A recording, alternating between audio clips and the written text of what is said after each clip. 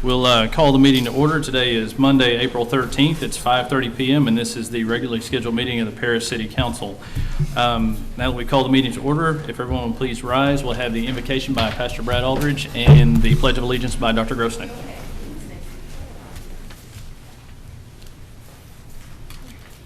Would you join me? Let's pray together. Gracious Heavenly Father, we thank you for our city. We thank you for the men and women on the council and our city leaders.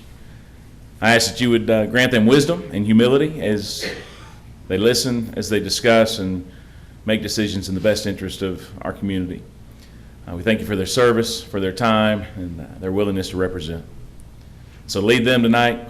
May the decisions that are made be in the best interest of all citizens. We ask that in the name of Christ. Amen. Amen. I pledge allegiance to the flag of the United States of America and to the republic for which it stands, one nation under God, indivisible, with liberty and justice for all.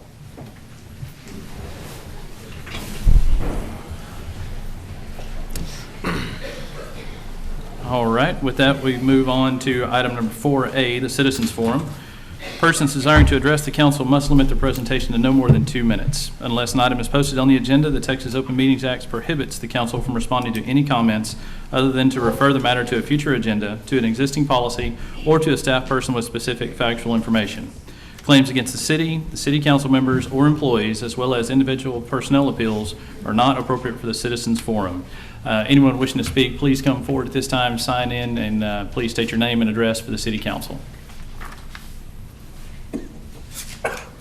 Good evening. My name is Bruce Carr. I reside at 845 42nd Street Southeast.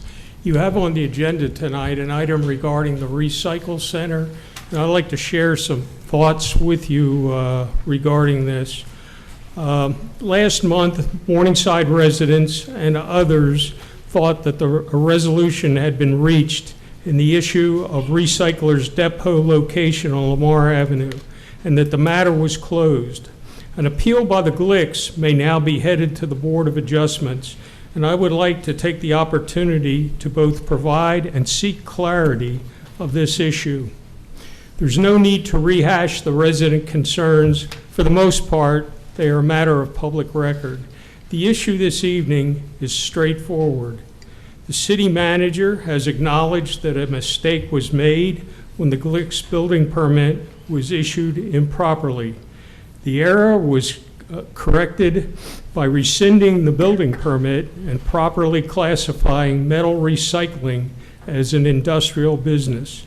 The City Council unanimously made that decision, and notification was sent to the Glicks.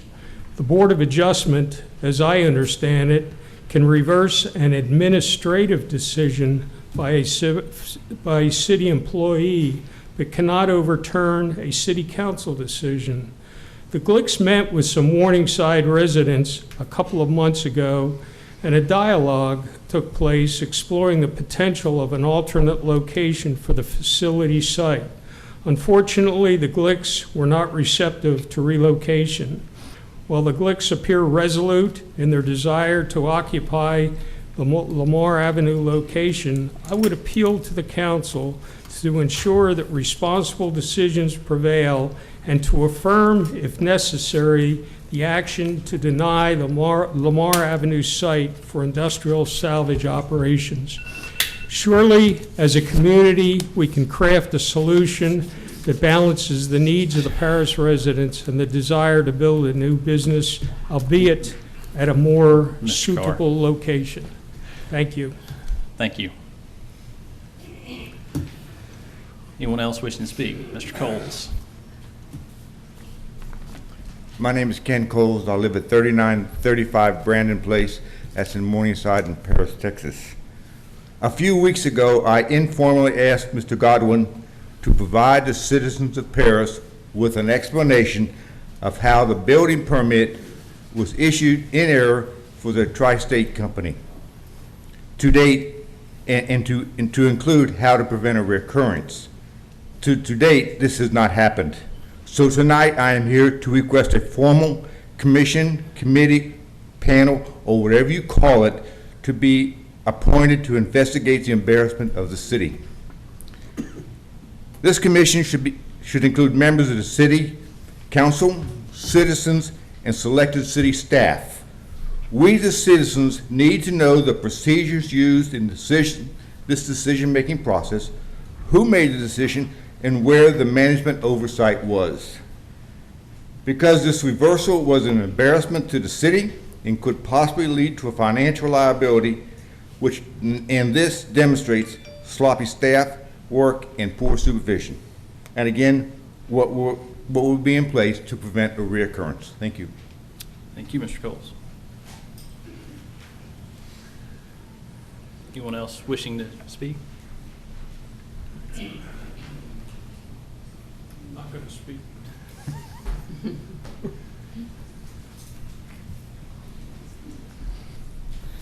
Hi, my name is Vic Ressler. I live at 4020 Holbrook in Paris. I too want to talk a little bit about this recycling appeal to the Board of Adjustment. It's my understanding that they're appealing the revocation letter that went out. It's my understanding that state law, a Supreme Court ruling, and the information on your website limits their appeal process to administrative actions that were taken by city employees or city officials. In this case, that's not the case. This was voted on by the city council, and it's my understanding that that same state law says that the Board of Adjustments cannot override a decision made by P&Z or any of the elected officials. So I guess my question is, why is this even going to the Board of Adjustment? I see that they have no standing whatsoever, no jurisdiction over this question.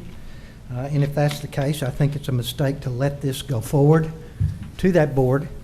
If it does go forward and that board takes action on it, then we could have even bigger problems. So I just ask you to consider that.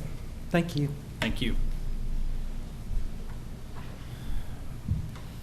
Mayor Frierson, members of the City Council and staff, my name is Ed Ellis. I live at 1015 Southeast 42nd Street here in Paris. I'm here to discuss item number 17, which is a discussion concerning the Trail to Paris reconstruction and provide direction to staff. I serve as president of the Greater Paris Development Foundation. That foundation received the corridor, the railroad corridor, from the middle of Paris all the way to Clarksville, Texas city limits, west city limits, from a deed from the Missouri Pacific Railroad back in 1996.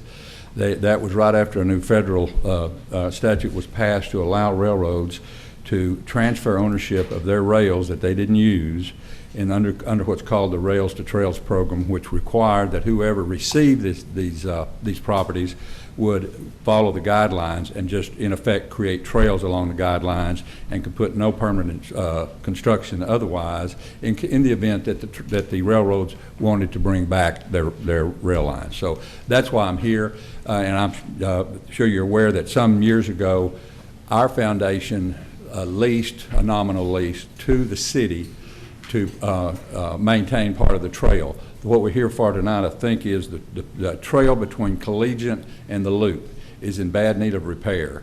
And as you know, no motorized traffic can be on the trail. It's just bicycles and pedestrian traffic. But it seems that it's going to be hazardous if something is not done fairly quickly to improve that.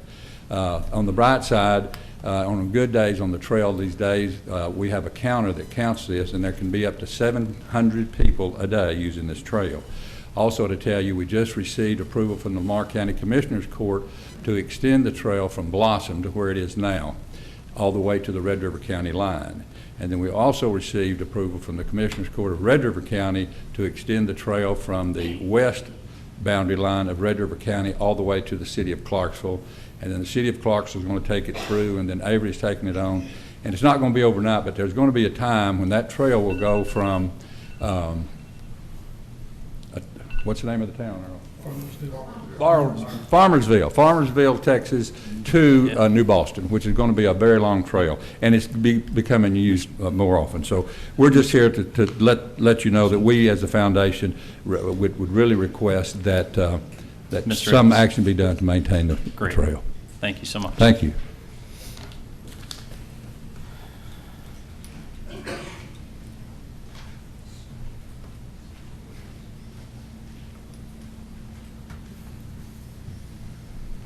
My name is Greg Wilson. I reside at 3155 Clark Lane here in Paris. And I want to reiterate Mr. Ellis's comments about maintaining the portion of the trail, specifically the section from Collegiate to the Loop. This section of the trail has been the linchpin that built, or the keystone, I guess, that built the whole trail to Paris as we know it, and the extension all the way to Blossom. It's been leveraged over and over and over to continue the expansion, and now with the advent of the Northeast Texas Trails Corridor, it serves as the focal piece and the center point in a very, very large trail corridor. It won't be long now that the Northeast Texas Trail Corridor is going to be very similar to the Katy Trail or the Elroy Sparta Trail that receive literally millions of visitors every year. And as he said, 700 visitors a day are riding on it currently. When we have a 120-mile trail, we should literally anticipate hundreds of thousands of people riding through our town. And for that reason, it's an asset that I really feel strongly that needs to be maintained to the best of its ability. And I know that it's a very large expense, but it's an asset that's one of the most important assets we have in this community, and is the future for economic development through tourism. So I'd encourage you to support the maintenance of this portion of the trail. Thank you. Thank you.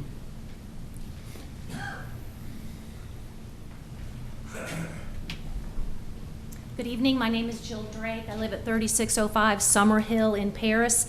And as you know, I am an avid trail supporter. I've been in front of the council many times, and I am a person who's really involved in this community. Most of the time when I get up here, I get enthusiastic and just start waving my arms around. But I wanted to tell you that last time my husband and I were walking on the trail, we saw a family out there, and they were teaching their young child to ride their bike on the trail, and they were on the portion from Collegiate to the Loop, and I was just heartbroken because the child was having such a difficult time there. There was ruts.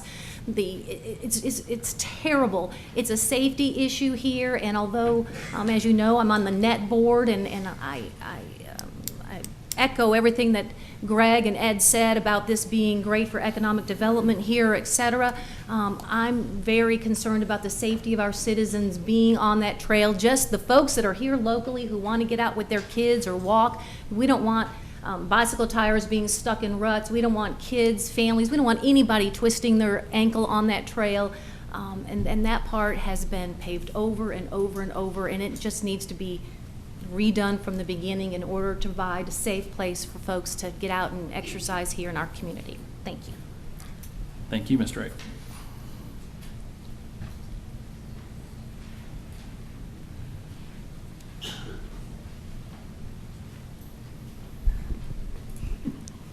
I'm Mary Clark. I live at 3160 Allen, and I'm here for the same reasons as the last three speakers, and that's to encourage you to bite the bullet and restore the trail that we have between Collegiate and the Loop.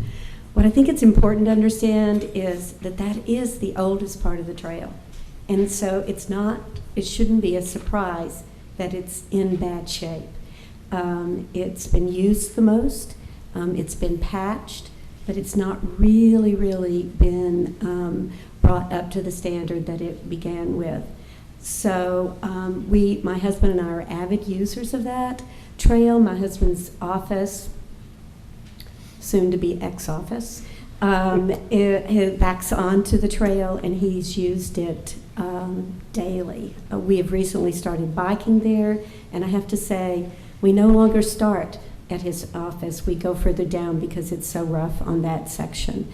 For that reason, I would encourage you to not just patch it, but bite the bullet and build the trail that's going to last the longest, because as the others have indicated, the use of that trail is only going to grow. Thank you. Thank you.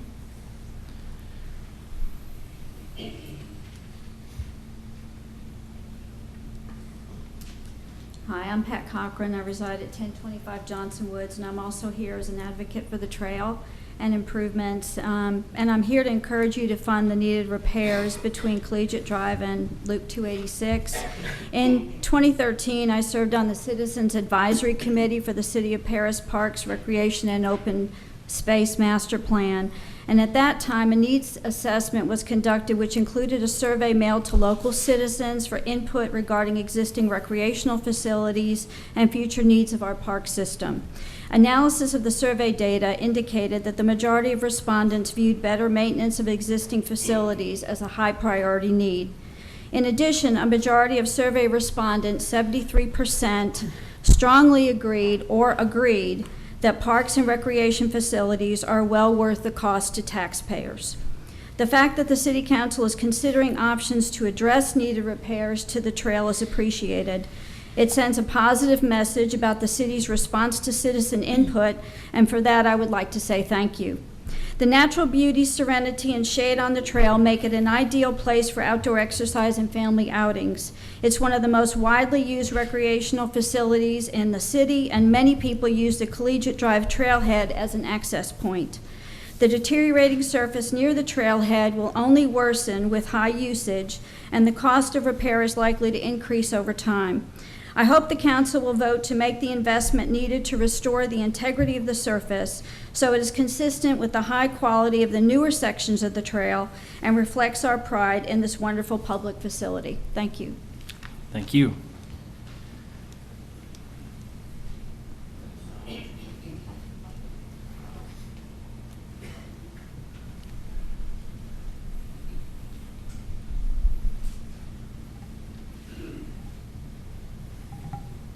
Good evening. My name is David Cook. I live in Lamar County.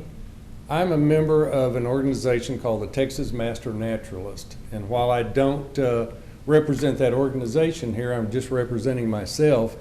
Myself and a lot of my fellow Master Naturalists maintain the butterfly gardens along the Trail to Paris.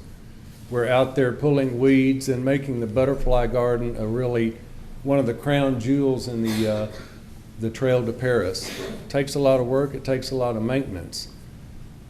The Trail to Paris is one of the crown jewels of Paris and Lamar County, and it also takes a lot of work and a lot of maintenance. So I would urge this council to really think about maintaining that trail, making it look as good as it can, because when I work with the Chamber of Commerce and we go out and recruit people for the Tour de Paris bicycle rally and other things, the Trail to Paris is always something that we talk about and we stress and we urge visitors to come and enjoy in Paris. So I would urge all of you to help shine up that crown jewel in Paris. Thanks. Thank you. Anyone else wishing to speak? Mr. Banks?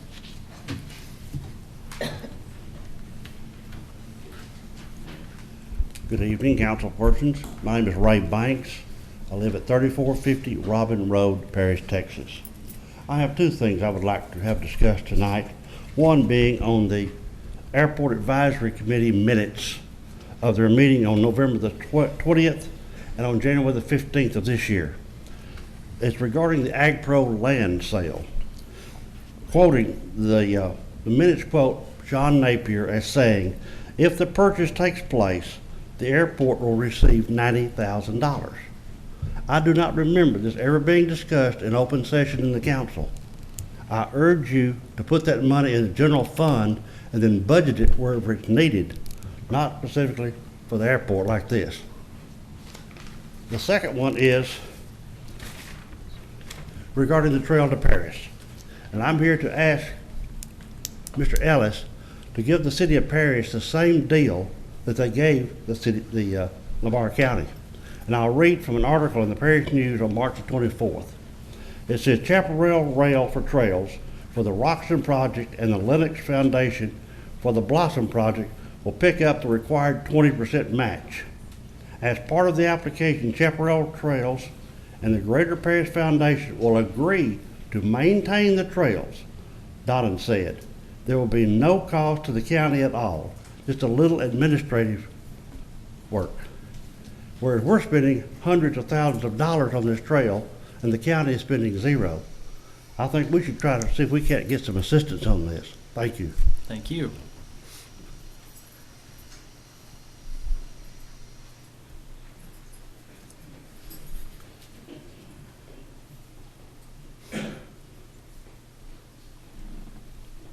Shauna Bashirs. I actually live in Reno, but I am current acting race director for the Turkey Trot, which is older than me.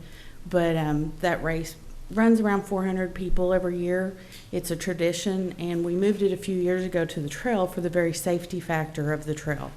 Unfortunately, with the current deteriorating conditions on that section of the trail, it's no longer as safe as we originally thought it would be to move there. And that race is very important. It exposes the trail to people and families that maybe wouldn't use it normally. We've heard a lot of people say, this is so neat, we want to come back, these are things they want to do. They enjoy having it there, but we are looking for different venues to move this race to because of that deteriorating section of the trail. So I urge the city, this is a tradition, families, it's what they do on Thanksgiving morning, and I urge the city to address that and fix it so that we can keep people safe and inside the city and enjoying things that we provide for them to do. So, thank you. Thank you.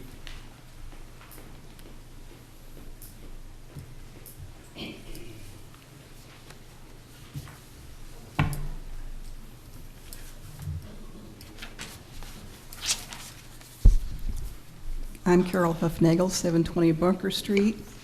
I'm going to throw the wrench in the past few presentations. I think if there's 700 people a day that use the trail,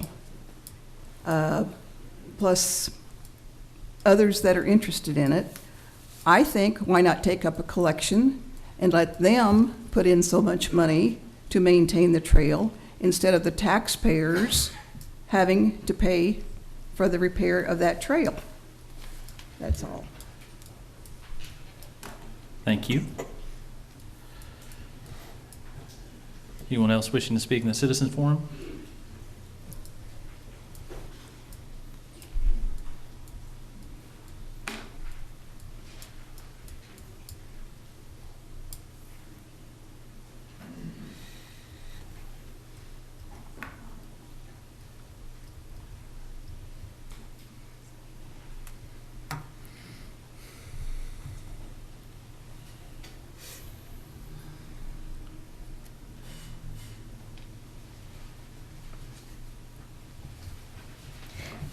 Good evening. My name is Stephanie Conant, and I live in Blossom, Texas. However, I'm here today to speak on behalf of the Lamar County Coalition of Education, Business, and Industry, and also in support of rehabbing the trail. We have a program called Kids Marathon. This is our 6th year to do that program, and we utilize the trail for 2 events related to this project. This project began as a program to address childhood obesity issues, and it's been highly successful. We have a kickoff event and we have a finale event, and those 2 events combined bring out about 1,000 students, parents, and their siblings who run. This is open to kindergarten through 6th grade. It's a free program to anybody in Lamar County in those age groups. So I'd just like to support your efforts in getting that trail and making it safe. We also have had to ask a few more volunteers each year to come and watch the places. We have to place those volunteers in the areas that are dangerous to warn the kids when they come to that portion. So again, I'd appreciate your considering rehabbing that trail. Thank you. Thank you. Anyone else wishing to speak this time?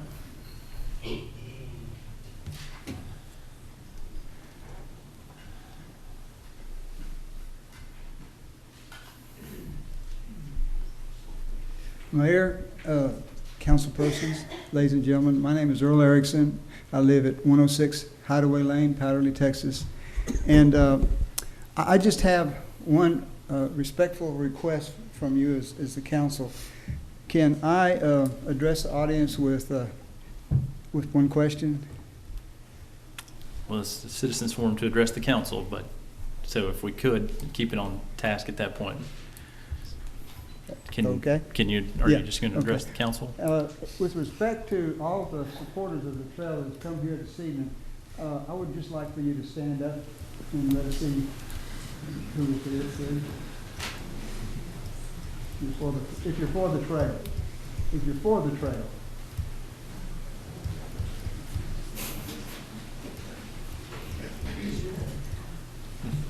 Thank you very much. That's all I had to say. Thank you. Thank you, Earl. Appreciate that.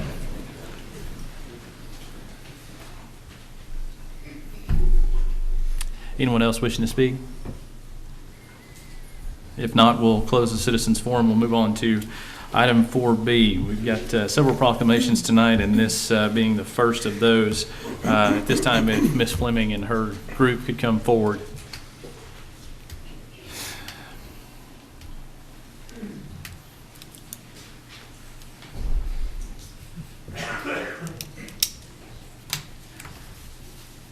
Item 4B is the proclamation declaring the month of April as Operation Wildcat Pride Month. Did everybody? I saw some late additions. Okay.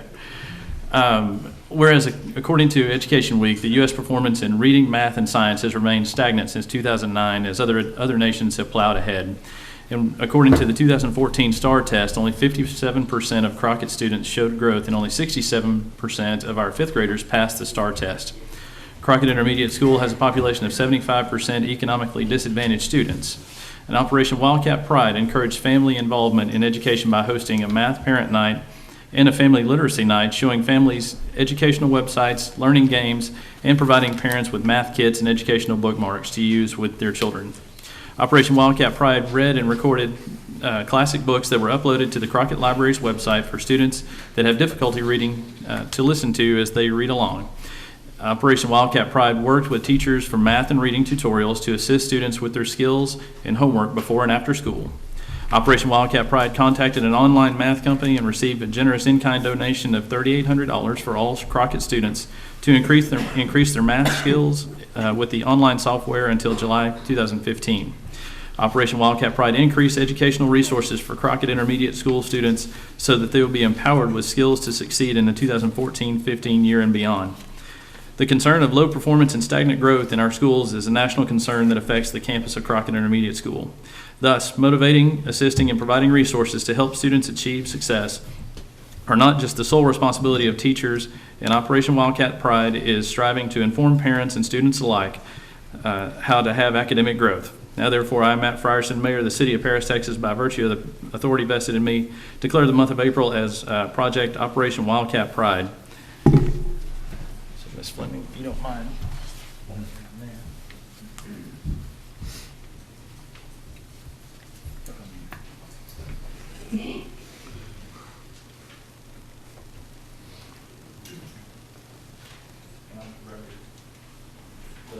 Thank you for all you do and for all you guys do. You work hard and bring everything to everybody else. So thank you so much. Thank you. Thanks, guys.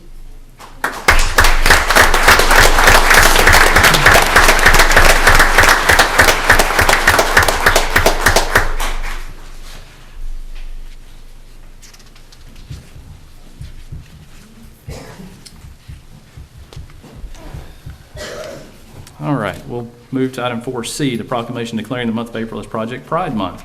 I believe that's also Ms. Fleming, if I'm not mistaken. And sorry for the running around, folks, but to be behind the microphone to get it on tape just means a little bit extra walking for me, so appreciate your patience with that. Whereas an important goal in education should be to help students establish the necessary and beneficial skills needed to ensure success now and in the future. When faced with the question, how can we make our school better? Students will be able to take negative issues they may have encountered at school and turn them into positive rebuilding points. And future problem solvers know the less time spent complaining, the more time can be spent developing solutions. Whereas school pride is directly correlated with a positive school environment, and whereas Project Pride took a survey and 89% of respondents are proud to be a student or staff at Crockett Intermediate School, and Project Pride held the first annual National Mix It Up Day lunch at Crockett Intermediate in order to break down social barriers and stereotypes with the goal of fostering new friendships. And Project Pride, with the help of students and staff, has created a Pride quilt that decorates the front entrance of the hall to welcome visitors with pictures of what students love best about Crockett. And Project Pride has created a new student welcome packet to give their students to give to new students so they will know that Crockett Intermediate is proud to be their school and welcomes them for their new place of learning. And Project Pride is planning a school garden to promote the healthy eating and social interaction among students and staff. And now therefore let it be resolved that during the 2014-15 year, 89% of Crockett Intermediate students and staff have pride in their school. Thus, we need to increase the amount of school pride in order to ameliorate the learning environment and promote academic success. The Lamar County Commissioners Court has formally declared Project Pride, I believe it should be City Council, is that about right? City of Paris, does formally declare April 2015 to be Project Pride Month. Now therefore, I, Matt Frierson, Mayor of the City of Paris, by the virtue of the authority vested in me, declare the month of April as Project Pride.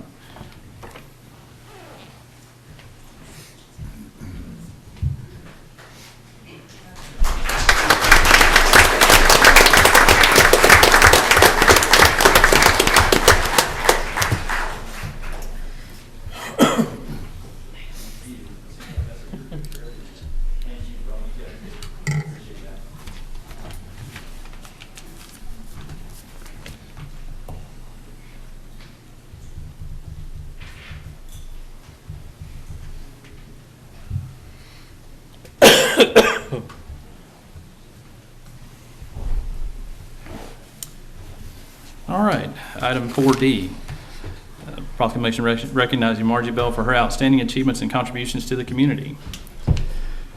Whereas Margie Bell was born on January 9, 1920 in Paris, Texas, and has been a lifetime resident of the city, and whereas Margie Bell obtained a bachelor's degree in business from the University of Texas, she married Nathan Bell on June 18, 1944, and they started Bell Realty in 1951. Margie is the only surviving member of those realtors who formed the Parish Board of Realtors and remains active today. And whereas Margie Bell can largely be credited with the development of Christians in Action, in July 1992, she donated the land for Christians in Action and later donated funds for the building that provides shelter to the homeless and a warehouse that provides clothing to those in need. I, Matt Frierson, Mayor of the City of Paris, Texas, by the authority vested in me, recognize and commend Margie Bell for her outstanding achievements and contributions to our community.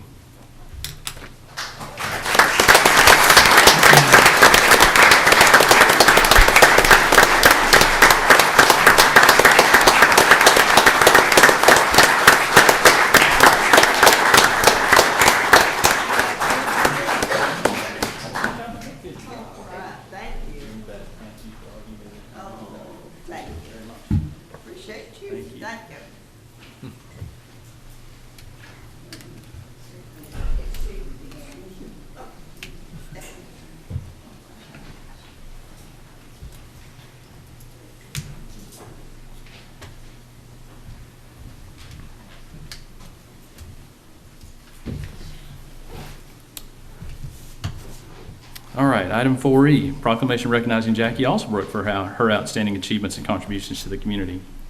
Whereas Jackie Alsobrook was born in 1935 in Lamar County, Texas, and has been a resident of the city for over 50 years. Jackie obtained a bachelor's degree in psychology and history from East Texas State University and married Bob Alsobrook in 1954.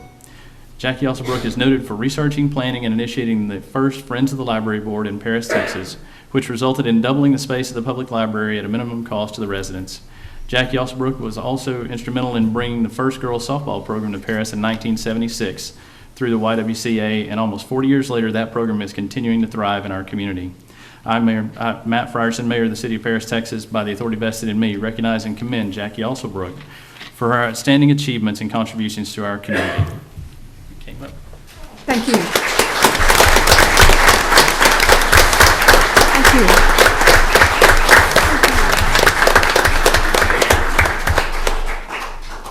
While Matt's walking up here again, he's getting his exercise tonight. Margie and I would like to thank you. We are humbled and honored. And I would say this, that anything Margie and I did for the city of Paris, we were doing it out of our love for the city.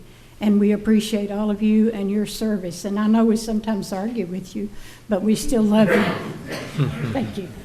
Thank you so much. Thank you. I really appreciate that. Thank you. It's for you. Thank you.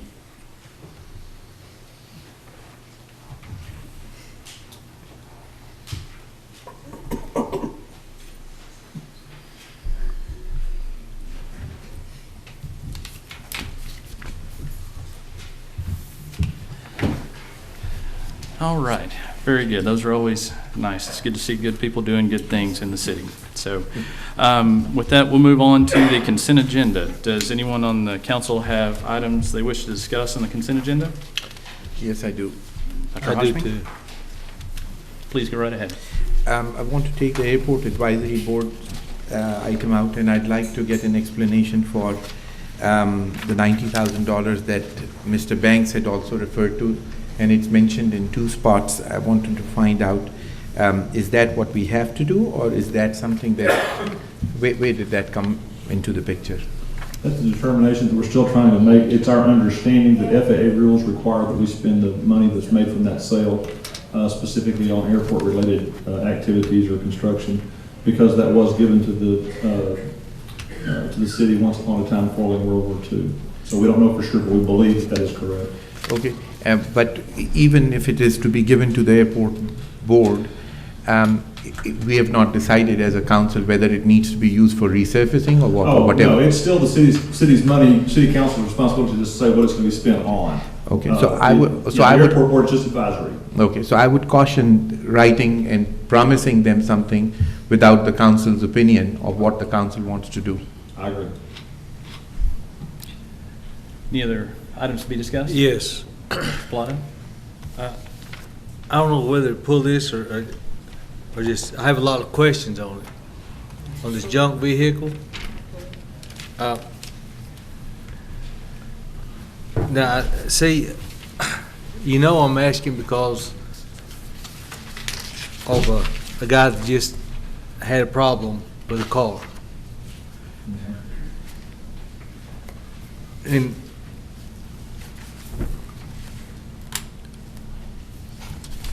here's, I want to ask some questions here. See, how long can a car sit at a place without an inspection or registered? Stephanie, one. Main thing I'm on for is the inspection sticker. So I'll let Stephanie talk about the. It's not an issue of how long it's been there, it's if it meets the definition of a junk vehicle.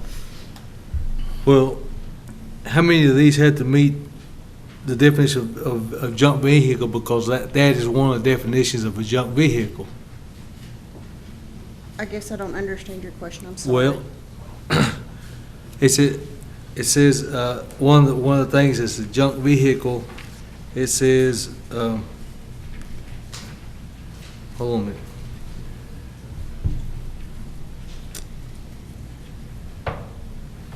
I think, are you talking about the second part of the definition for junk vehicle, Mr. Yeah, Plata? junk vehicle. Right. Yes, it's got it's a page 46.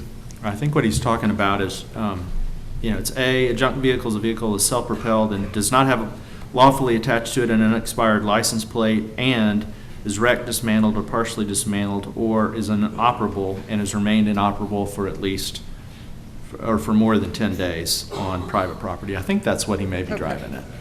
Is that what you're driving at?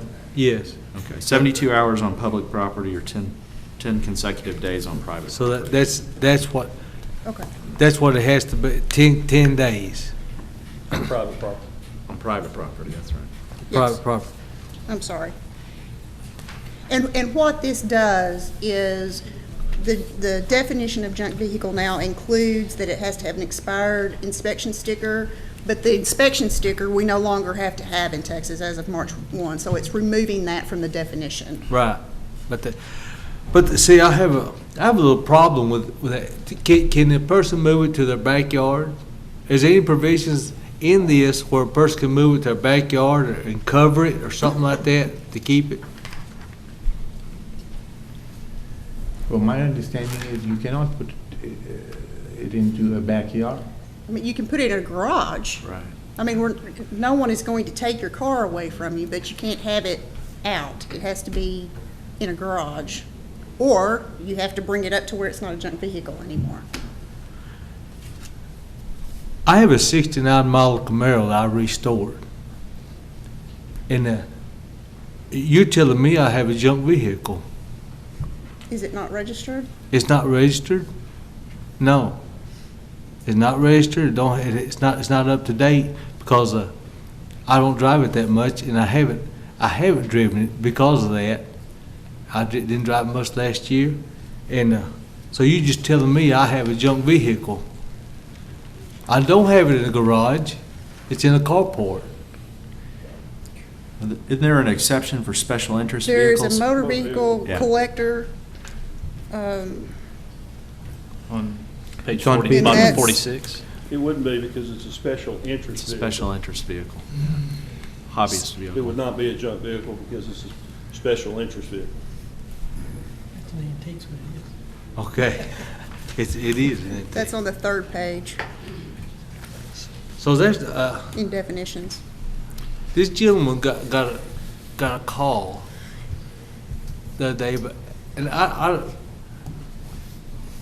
first of all, let me make it clear that I don't want to, I'm not saying that y'all doing nothing wrong. I know you're going by this, but he had a 1998 model BMW, and he put it, and he acquired it for somebody that passed away. Sometimes people don't make as much money, or they don't have money. And I know he told me he'd been trying to get it running or had parts, but I could read through the lines. But it wasn't a bad car. It's not in bad shape. It's actually a good-looking car. Now, can we make any provisions for that? Does it run? He says it runs, but don't run good. That's why he's trying to get the parts together to fix it. This may be a code enforcement deal, but I think the best thing for us to do is to look into that specific one and see what's going on with it and see if there's any accommodations that can be made or not. Because normally, we get a call or a complaint on a junk vehicle because it's unsightly or it's... Because they are junk, right? Right. Now, when you get a call or complaint on one that is not junk, but but it don't meet the specifications, then you have to take action on it. We usually, and I'm kind of speaking out of my line here because I deal with things that are on public roadways. When it's on private property, code enforcement deals with it. Right. And when code enforcement deals with it, normally what I always understand is that they try to get it resolved before any citations or nasty letters or anything like that starts taking place. It's always been the practice, to my knowledge, that a notice is given either through code enforcement or sometimes there's a community-oriented policing officer that will go and make contact with that person before any cases get filed. And we haven't been, to my knowledge, abating public nuisances, towing them off. Historically, that's not something that we have done. It's also not unusual if you have a vehicle like you're talking about. In fact, I'm familiar with a specific one, that we do visit with the property owner, and it's very common to give extensions. Maybe they're given 30 days, maybe they're given 90 days, depending on what the issue is and what the problem is. And we have visited, of course, with that property owner in particular. I think you're talking about the same one. And we've offered, some kind of timeline. He asked for this much, we offered this much, so we're kind of in that process. So we're not just cold and hard, that's it no matter what, unless it's just a really, flagrant violation. And this one's one of those that, like I said, it's not a bad car. It's just something he got through a death in the family. So, I have a question to Mr. Farson. Dr. Ashby? Sure. Ms. Harris, Yes, sir. is the purpose of bringing this just because the state law is changing? Yes. Okay. Is there anything in this ordinance that is new or does not conform to what we already had? Other than the inspection sticker, which obviously is a difference. The only other thing in this ordinance that is different than what we had is there are notice provisions in our ordinance, and there are also notice provisions in the state law about when you send a notice to the owner, this is a junk vehicle. In state law, that is only required if you're going to abate the nuisance. Our ordinance was somewhat unclear as to whether or not that was required before a ticket could be written or a case filed, or if it was only towards abating the nuisance. And what I did in this draft ordinance is clarify that so that it didn't apply to just filing a case or writing a ticket. And that may be useful in a case where someone has a truly junked vehicle and we're having trouble getting it taken care of. We've decided we're not going to abate it and tow it off, but perhaps more than one ticket might get the issue moving in the right direction. So in other words, other than making the ordinance simplified and conforming to the state law, there is no other change compared to what it used to be. There is no other change compared to what it used to be, and in fact, it now is just like the state law. Thank you. Yeah, I was just asking, like this man, this gentleman here, could there be any provisions be put in where a person could cover that car or something like that and be all right for an extended time? Well, that's not in the state law. I'm not aware of anything that would prohibit us from making exceptions to it. But it is not in the state law. It would be different from state law. Ms. Lancaster, you had a question? Yes. What provision in this law do you have for a vehicle that's being used for storage?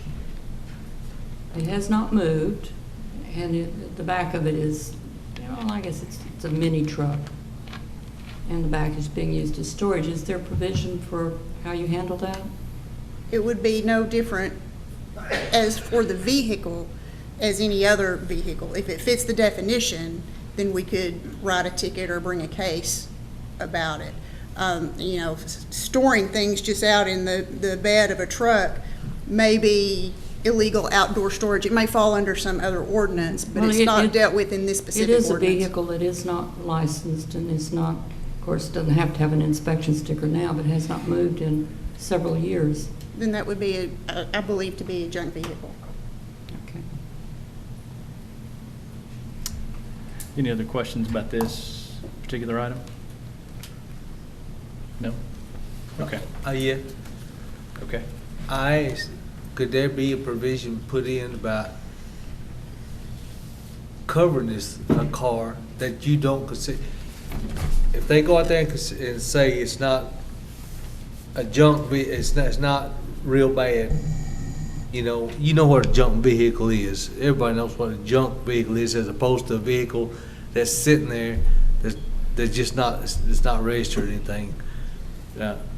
Could there be provision put in here where a person could maybe cover that vehicle or something and maybe give him 6 months or so to be able to do something with it? It'll be a policy decision for y'all, I believe.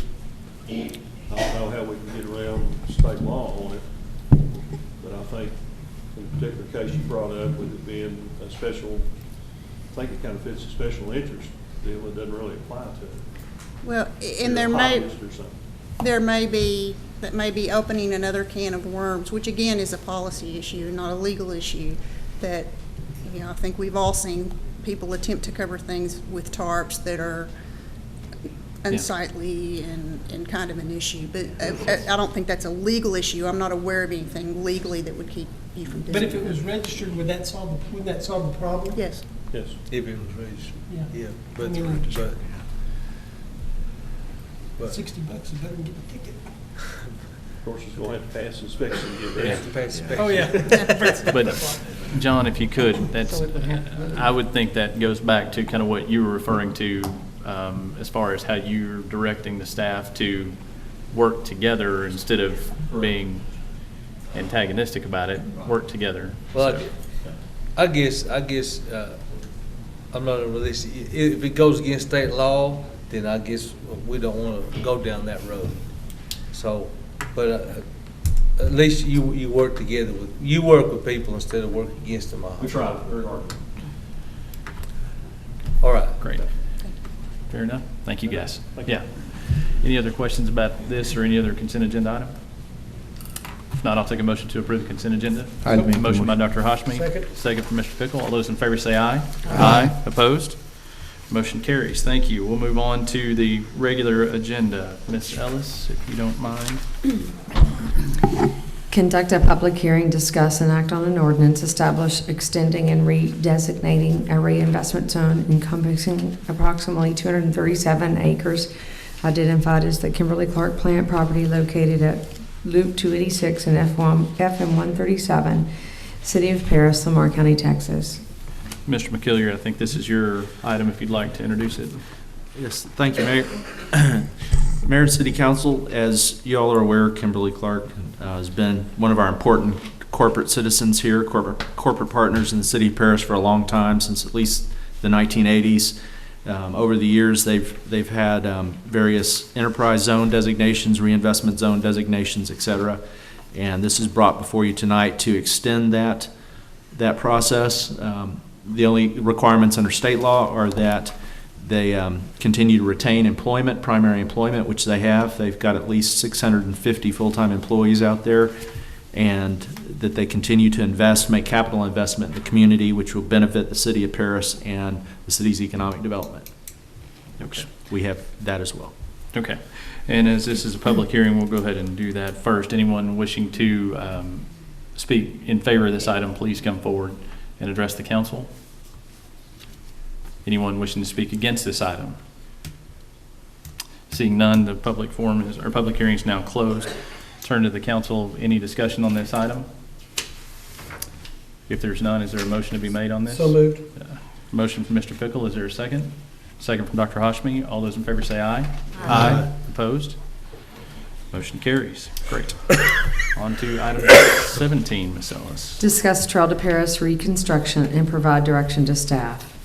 Mr. Godwin? Don't really have any new information to present you. You've got three options. One is to do basically a rebuild, which altogether would be a bit over $200,000 for that 7,200 linear feet between Collegiate and the Loop.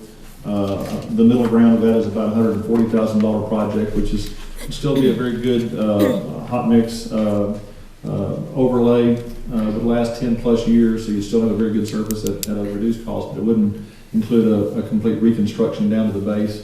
That option one would. Of course, your third option is to not do anything. You can also mix and match up to a point. For example, you could do all of this in a single year. You could split it into 2 years if you chose to do that. Do half of it this year, half of it next year. This is, of course, an unbudgeted project. It was budgeted back in 2012, I think, and for different reasons. The work was not completed at that time. That money doesn't exist directly. As you know, once a general fund allocation is used or not used, that money goes away, so to speak. It's not rebudgeted automatically in the general fund. But we do have general fund reserves that would be adequate to cover this if you choose to do so. Okay, thank you. Any members of the council wishing to discuss this or have any questions? Yeah, Dr. Hashmi? Oh, no, go ahead. I'd like to ask, if we got started, let's say, how long would it take? How long, could you, by any chance, answer that question? This thing just half of it. How long would it take to do half of it? Probably a couple of weeks. It depends on what you're doing. If you're just doing the strict overlay, once it was scheduled to get in and get out in a week. If you was to reclaim and rebuild the base, you could be looking, 3 or 4 weeks. Okay. And you'd have to strategically do that with, closing the trail in certain areas. Sure, that's what I was getting. Okay. Any other question, Dr. Hashmi? You had a question? What I'd like to know is between these two bids of 143 and 240, I want to know the technical aspects of it. Which one's going to last for what duration of time? Sure. What have we done in the other? That's not the expenditures. It's 181. No, I understand that, but 143 and 240 I'll talk about. okay, whatever the difference amount is, I don't really care what the amount is, but I want to know between the two choices that we have, what are the technical aspects of those two? Which one lasts for whatever duration? What have we done in other parts? When did we do this per part last time? So I just want to know the history of it and what the technical. Well, I think where it stands now, a lot of that was built without any base on it. It was bladed, rolled, and the asphalt overlay was put in place. It's lasted, what, 10 years, roughly? Yeah, roughly. Yeah, 11 years, roughly. So if you went in with just an asphalt overlay on top of what's there, it'd be a level up course and drainage work. You'd get another 10 years out of it. If you went in for the major reconstruction, which does put the trail out of service for a while, you'd probably get another 20 out of it. So you're doubling your time. Now, there's still going to be maintenances, ground shifts, and moves. I mean, So now, price-wise, the difference between 10 years and 20 years, or the one to the other, is how much? $65,000. Yeah. Okay, so you're really getting 10 more years for $65,000? Is that what it amounts to? Yeah, pretty much. Roughly. Cost per Speaking. foot per year is less if you do the more expensive project. Okay. What has been done in the other parts of the trail? What kind of, have we overlaid it, or whatever the technical words are? Yeah. What have we done in other parts of the trail? I think the other parts, Bill, you can probably help me on this one. The other parts were actually constructed with base. It was ground stabilization, that type of stuff, cement stabilization took place. Bill's got a little more information as history-wise on it. The trail's divided up in a few sections, and in a couple sections we did a couple different types of projects on it. From 8th to 12th, when it was actually built, it was actually built with the stabilization in the subgrade. Then when you go from 12th to 24th, we went in and we repaired the subgrade ourselves in-house and stabilized it, and then we did a Type D, which is 2-inch asphalt overlay on top of it. And then on the PJC corridor, which is 24th to Collegiate, we didn't do any subgrade repair, we just did a plant mix seal, which is a real thin coating on it, and just to kind of finish up the surface on it to remove the cracks. Does it have anything underneath, or it doesn't have anything? There's a lot of places on the original sections of trail that there's no subgrade base underneath it. A lot of it, some of it's dirt. When they removed all the ballast rock from the railroad bed, they didn't leave anything. So the cost when they built the trail, because it was built by volunteers, and a lot of construction companies that put their time and effort into that, they didn't have a whole lot of money to do it right like you do a road. And in the long run, as far as maintenance is concerned, is the cost of maintaining it the same whether you do one or the other? Your yearly maintenance is a little higher when you do a cheaper repair cost. Okay, and percentage-wise, what would be the difference? I couldn't give you that answer right now. And a lot of it depends on the soil, what shifts, how much rain we get, how dry it is. That plays a big factor in our maintenance. So are you saying that even if we do the more expensive form of repair, the soil shift can happen and still damage that? I mean, I suppose the answer to that is yes. Yes, it can. Okay. What is your feeling? What should be done?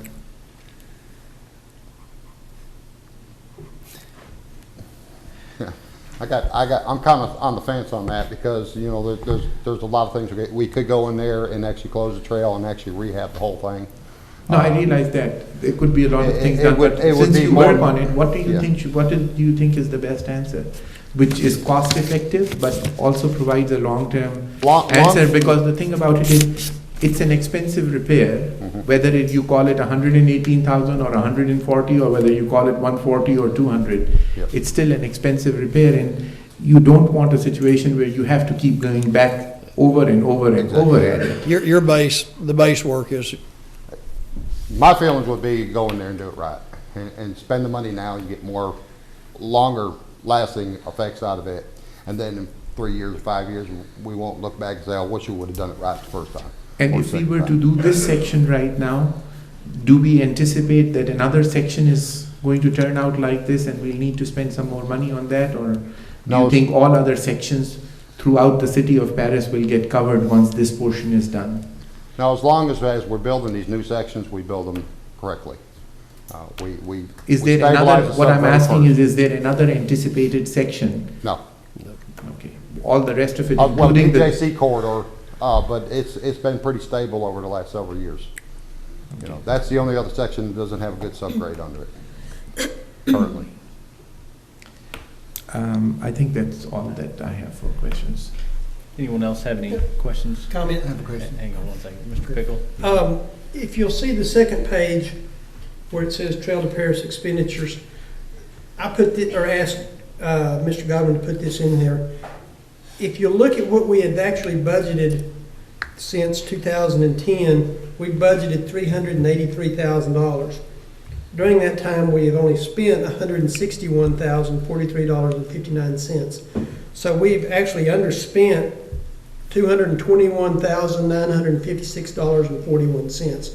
So this is money that we had originally budgeted in some form or fashion over the past 5 years that we didn't spend, that we're now asking to go back and make up for what we didn't do in the first place. So, I mean, I agree that it will just come out of the general fund. However, it's money that is in the general fund because we didn't do it when we should have. Dr. Brusnick, you had a question or a comment? Yes, if we went ahead and did the full base repair and start over from scratch, and then you said it might take 3 weeks or more maybe to do half of it or part of it, what time of year would that need to be done in? Is there any way, are you worse off? Unfortunately, people want to, be out in nice weather, and so, it'd be nice if it could be done in the winter, but that's probably the absolute worst time to do it. That's the worst time. Yeah, worst time. A lot of times when you do it in the winter, that brings on, some additional processes, chemical injection, stuff like that for your subgrade. So then the cost goes up. So when do you think, assuming the funding were there, when would you Well, want that's to going to be a start hard that? one to coordinate around all the activities out there now anyway. I mean, summer is your best time to do it. Okay. But keep in mind, you've got the Trail to Paris, you've got the Kids Marathon in May, you've got the Tour de Paris in July, so. And there's an archery tournament held out off that. Yeah, Coming soon, yeah. Very soon. I have actually one more question. Okay. The first question that I have is, as suggested by somebody in the audience, can a fund be created for the trail too, of people who want to donate into it? There is. There is? Mm-hmm. Okay, and the second question is that I think Mr. Banks was suggesting something about the county getting some money. Can we also get that money, or can we not get that money? If a private. I mean, did the county have to apply for it, or how did they get the funding? I don't know how that worked, if they just donated it or if they went to them or what. I'm not familiar with how the county got that donation. Earl, can you explain the difference to the trail makeup so they'll understand? Yes.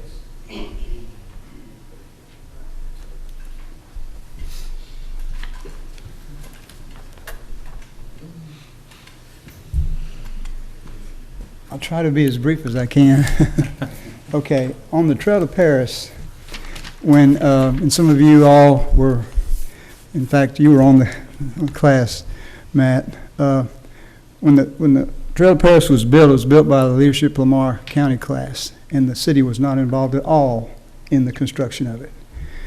And, but we went to the Greater Paris Development Foundation, who has the right-of-way. They have the right-of-way. And they told our class that if we built that trail, and they would donate it, lease it to the city for 99 years for $1. And so we went to the council, and is Mr. Bell still here? I guess he's not. Okay, we went to the council as a class and posed that to them, and the council accepted that if the trail was built, it would be donated to the city at no cost, about $1 million project asset-wise, and that the city would take over the maintenance of it. So in that case, the Greater Paris Development Foundation is out of it, okay? The city took over the maintenance of it. In this last thing that was brought up about the trail in Lamar County is that the Greater Paris Development Foundation still has the right-of-way of that piece of property. It's their responsibility to maintain it and protect it. And it's their decision that if they want to, it's their responsibility also to maintain it, okay? And so when they went to the county, they offered to go ahead and accept the maintenance of that piece of it, okay? The Greater Paris Development Foundation did. It's a wholly different animal than we're talking about the Trail to Paris. And because, again, they want to partner with the county. And who's to say that if we do get the grant, this TxDOT grant, that the county may reconsider and come in and take over the maintenance of it. Earl, would Does you that explain, answer? though, the difference that the trail from Blossom going east is not going to be necessarily the same makeup as you've got from Collegiate to the Loop? Yes, it'll be a different surface. It'll be probably crushed granite out in the county part. Whereas in the city, you want it to be asphalt because of handicap and safe route to school things, and of course the usage is a lot higher in the city. So out in the county, though, you can go with a crushed granite type, and that's what the Katy Trail up in Missouri uses, and it's been successfully used for 20 years. Does that answer your question, Edwin? I mean, yes, sir. I mean, it's not the expenses, the maintenance expense isn't there because the construction expense isn't there. And you're not talking about asphalt going east. You're talking about basically a gravel type surface that that won't be utilized as much as this area is used through here because the population's not so as great. Well, that's true, but I mean, I can ride my bike to a point, but once you hit certain spots, like with my bike, you just can't ride it on that gravel. Yeah. And that's understood. Yeah. And you know, y'all, it all comes down to money, okay? I mean, that's the bottom line. It's money. And so, you know, you go in and you clear and you grade the trail that's out there in the county right now, the stuff that's been undeveloped. And then you repair the bridges, the railroad bridges, and the railings on it, because that's the number one thing, is to make it safe from a liability standpoint.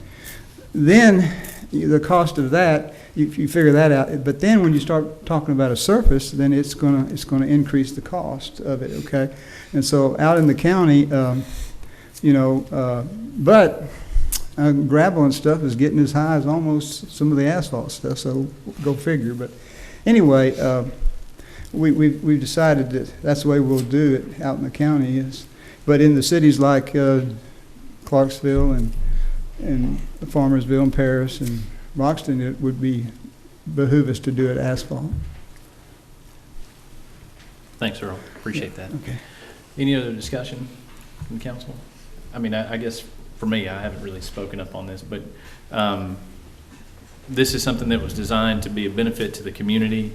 And if through a variety of factors, but I'll pick and choose my words there, I think that it has proven to be just that, and as such, it's going to be a labor of love. It's getting more usage, therefore it deteriorates faster, and sadly, that's one of the consequences of what it was always intended to be, which is an amenity to the community, and I think we need to recognize that as time goes on, this is going to be something that we may be able to just patch it and go on, but an extrapolation of that is the bond package we had to pass a couple years ago because we were long overdue instead of just taking care of it piece by piece.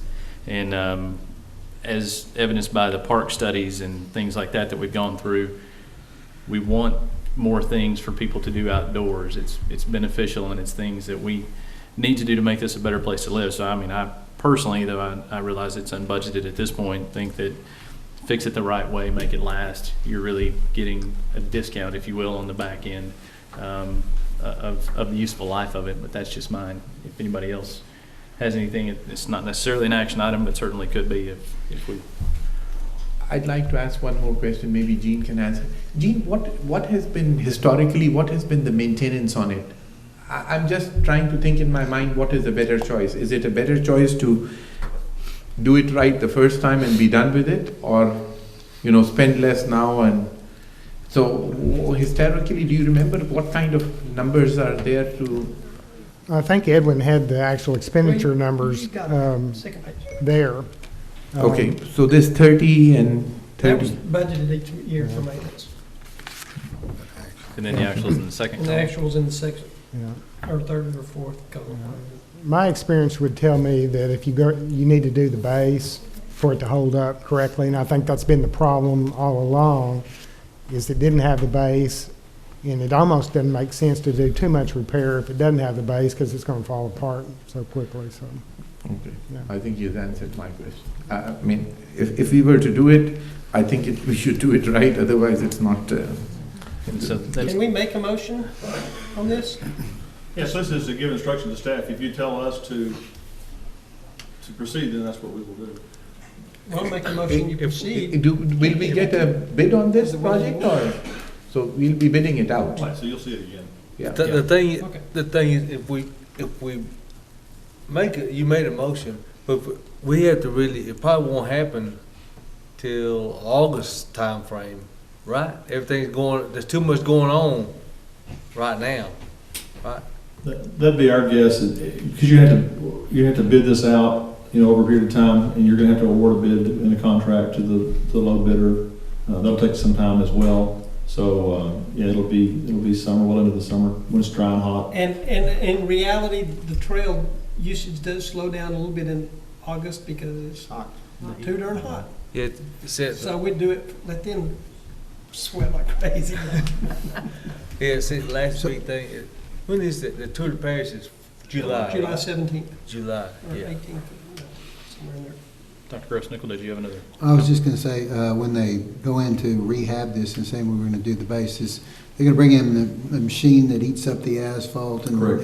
they'll melt it back down and recycle. They'll actually, in this case, they'll go down and put a new subsurface in there so that you don't have the slippage. And again, talking about the weather, that's so it causes your cracks when the ground moves. And so by being able to do that, you'll greatly reduce your cracks over many, many years. So Sounds good. Is it safe to say to ask them to come back with to put it out to The bid full- so we can the full actually, blown for the full thing. project? Is that, Yes. I'll make a motion, they bring it back with the full 181, that version? that version, yeah. I'll The base second it. version.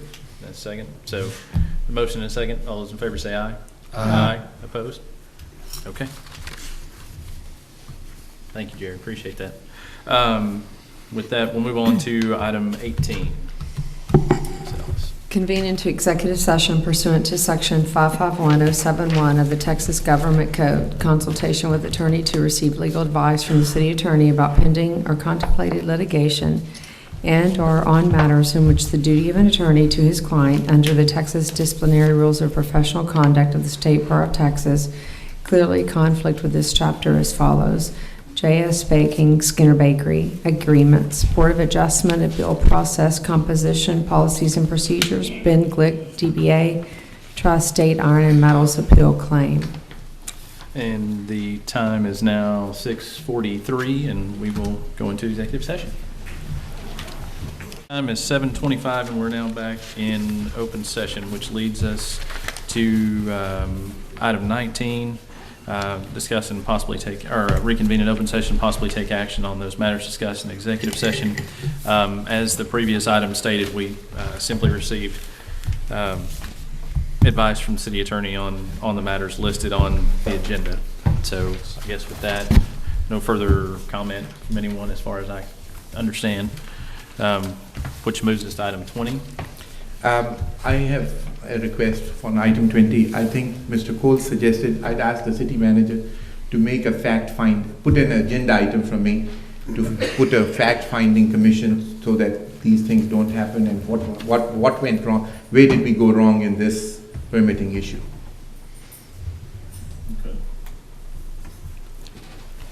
Okay. Any other items on this? No? Let's see. No, I think that's about it. So we'll go to item 21. So moved. All right. That a second? Second. All those in favor say aye. Aye. Motion carries. Aye. Oh, sorry.